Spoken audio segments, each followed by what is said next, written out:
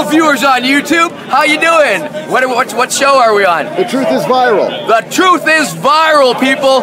So take 2 penicillins and call me in the morning.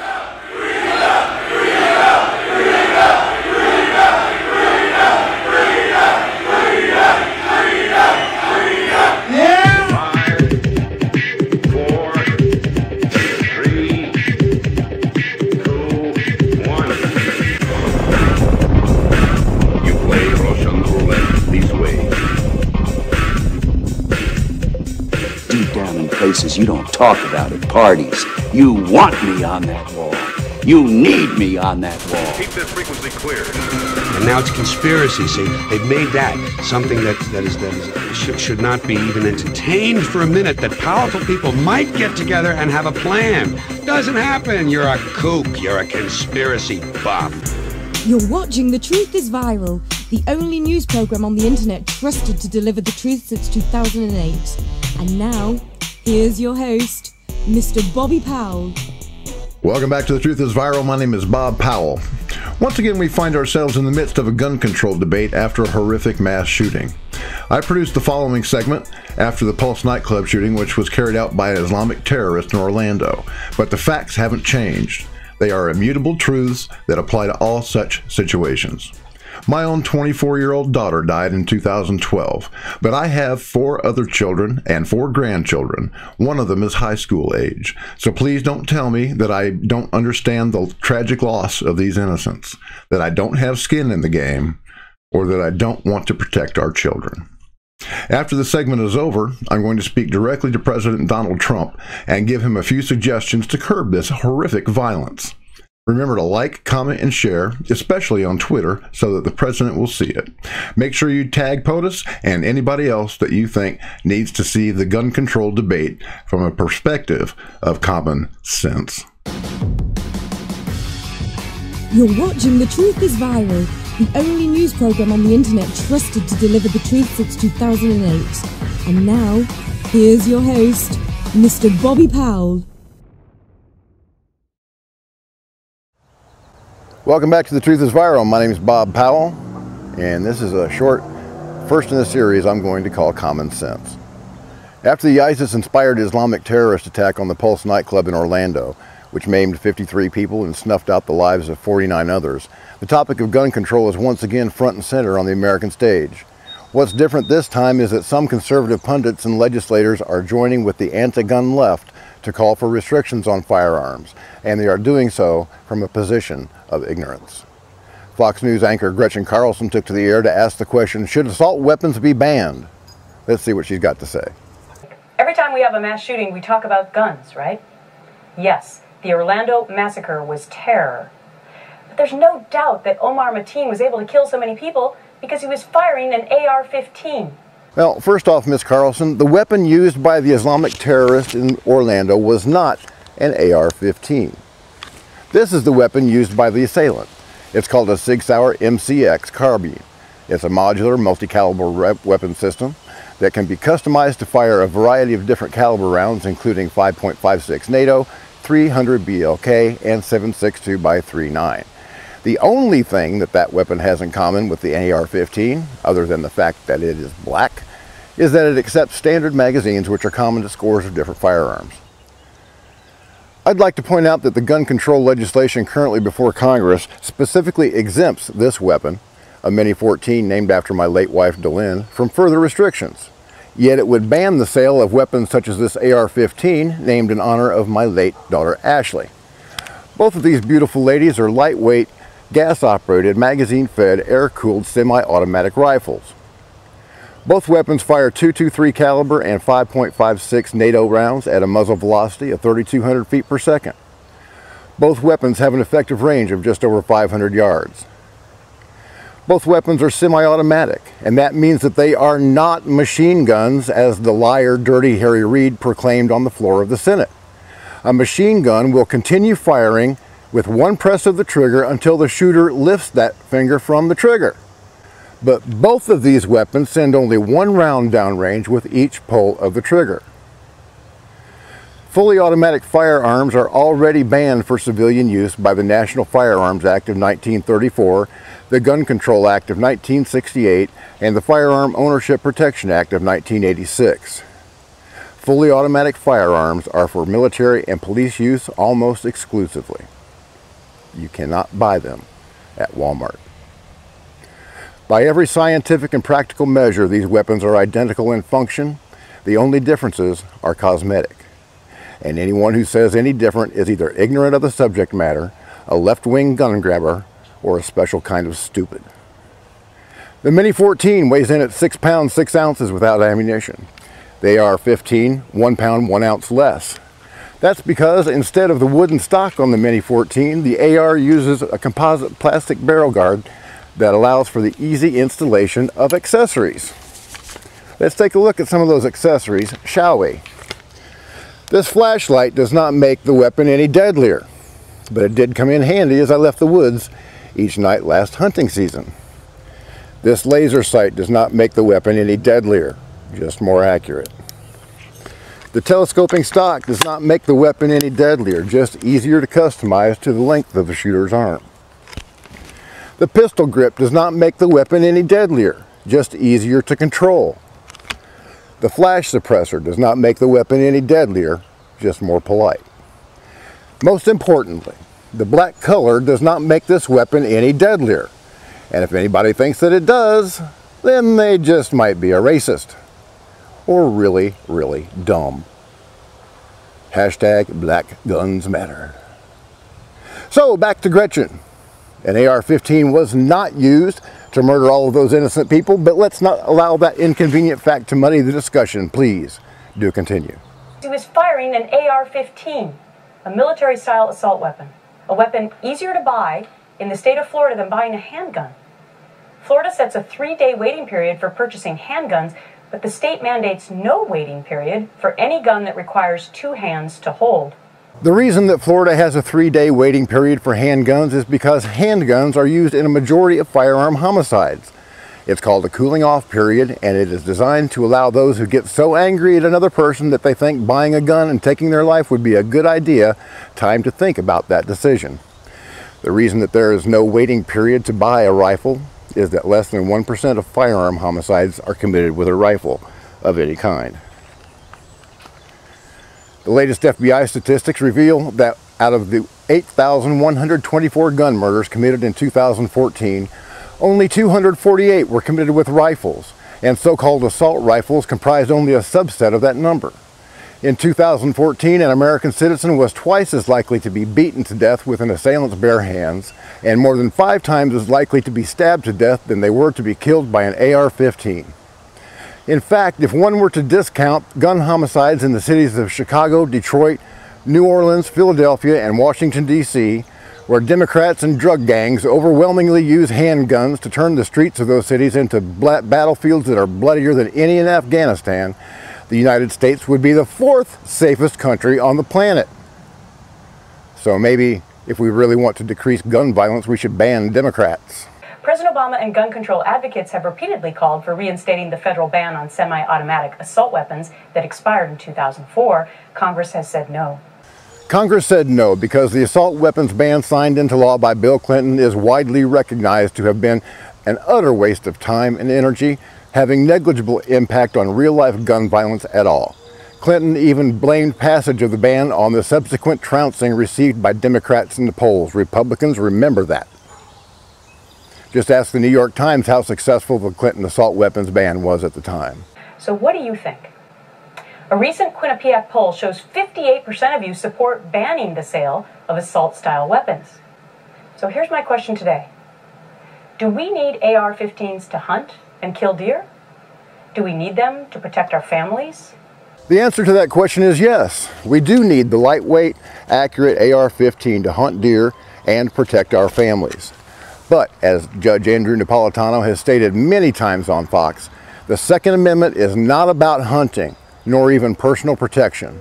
The Second Amendment was added to the Constitution to give we the people the ability to overthrow a tyrannical government should that dark day ever come. Yes, I'm in favor of people being able to carry. I think some of these mass shootings would have been less deadly if that were the case. I'm so happy that you agree I have a natural right to life, Miss Carlson. You know, I was in a shopping center not too far from here the other day, and a little old lady come up behind me and tapped me on the shoulder, and she pointed to my weapon and she said, "That's cool. I wish more people would carry guns." No, ma'am, I said, it's not cool. But in today's world, it's absolutely necessary. And I'll tell you one other thing. You could not possibly be safer than you are right at this very moment. She liked that. So I will continue to carry my weapon every single day, 24/7, 365, in order to preserve my life and the lives of the innocents around me. I have to, because as a conservative Christian publisher, I get death threats all of the time. But the FBI won't do anything about it. Why? Probably because I'm a conservative Christian publisher. One man who offered a reward for my death and the deaths of my family members, in addition to explicitly threatening the lives of federal agents in a YouTube video, is still actively posting. If it means I have to put a bullet in a government agent or two, so be it. As far as I know, the FBI never even went out to see him, even though I, told them about him over almost 2 years ago now. So I assume responsibility for my safety and the safety of those people that I love, and anybody else that happens to be in the general vicinity. But I'm also with the majority today, taking a stand. Can't we hold true the sanctity of the Second Amendment while still having common sense? And that brings us to our question of the day. Should Congress reinstate the assault weapons ban? I know a lot of you aren't agree with me today. That's fine. That's what makes America great. Look, you don't. 89% of you say no. 11% say yes. Tweet me at Gretchen Carlson. Use the hashtag #TheRealStory. This is why we are America. Ms. Carlson, before the Pulse nightclub massacre, the highest mass shooting body count was racked up by the Virginia Tech shooter who killed 32 and injured 17 with 2 handguns, a Glock 19 and a Walther P22, both popular and easily available weapons. Timothy McVeigh snuffed out the lives of 168 people at Oklahoma City's Alfred P. Murrah building, including 19 babies, and maimed another 680 with a truck full of fertilizer and racing fuel. Julio Gonzalez killed 87 people when he used a few gallons of gas and a book of matches to torch New York City's Happy Land Social Club in 1990. Terrorists armed with knives killed 29 and wounded 130 people at a Chinese train station in 2014, and the Palestinian knife intifada continues to this day. On 9/11/2001, the worst terrorist attack the U.S. has ever experienced, which took the lives of more than 3,000 innocent people, was carried out by Muslims, armed with nothing more than box cutters and pepper spray. A gun is just a tool, folks. It's a hard heart that kills, and a sick one that murders innocents at school, at work, or at play. Until somebody comes up with a test to determine the content of a person's heart, there will always be evil people in the world who will use any available method to advance whatever devilish agenda has infected their twisted minds. Further restricting guns is not the answer, especially not now when we are at war with radical Islam. When any trip to our children's schools, a mall, restaurant, movie theater, or dance club could turn into a life or death situation. I fear that soft targets such as these will be targeted by ISIS terrorists more and more, and in the 9 minutes minimum that it takes police to respond to a call for help, hundreds could die.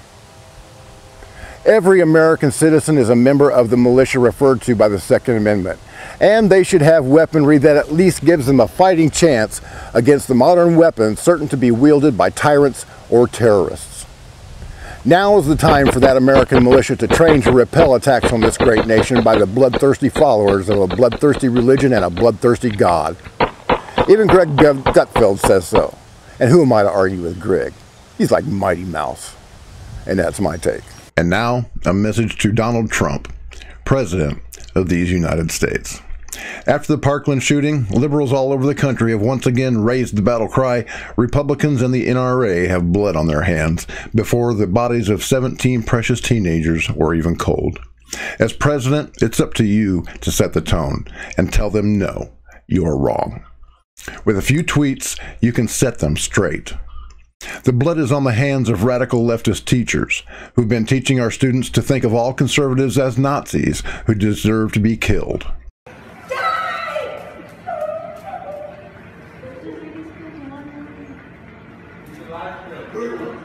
The blood is on the hands of video game manufacturers who create games like Grand Theft Auto, where the objective is to assault, shoot, and run over as many people as possible, while raping hookers, robbing liquor stores, and slaughtering police officers just because they wear a uniform.